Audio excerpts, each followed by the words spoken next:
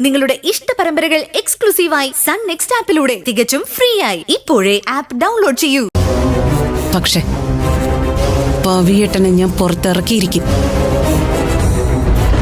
താക്കോലിനെ കൊടുത്തിട്ടൊന്നും കാര്യമില്ല. ആ കള്ളക്കടത്ത് സ്വർണത്തിന്റെ സോഴ്സ് അറിയാതെ അവര് പവിയേട്ടനെ പുറം ലോകം കാണിക്കില്ല. അതുറപ്പാ. ഞാൻ സുമംഗല ചേച്ചിയെ കാണുന്നത് അതിനു വേണ്ടിയാ. അവരേതായാലും ദർശനയെ കൂടി ആ താക്കോലിനോടൊപ്പം വിട്ടുകൊടുക്കില്ല. താക്കോലിന് പുറത്തിറക്കിയില്ലെങ്കിൽ രൂപേഷ് പിണങ്ങും.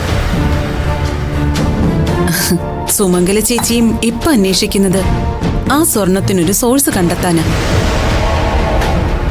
ഞാനായിട്ട് അങ്ങനൊരു സോഴ്സ് അവരോട് പറഞ്ഞ പവിയേട്ടന് വേണ്ടിയല്ല, താക്കോലിനെ പുറത്തിറക്ക്, ദർശനെ അവർക്ക് കൊടുക്കാതിരിക്കെ.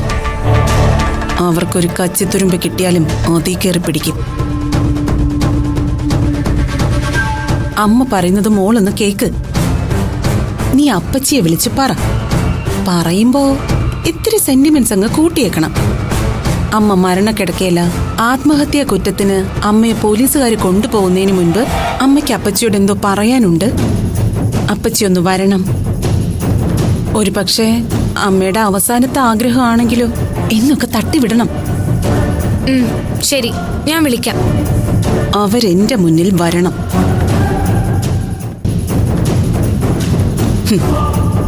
ഞാൻ വെറുതെ ഞരമ്പ് മുറിച്ചതാണെന്നാണോ നീ വിചാരിച്ചേ?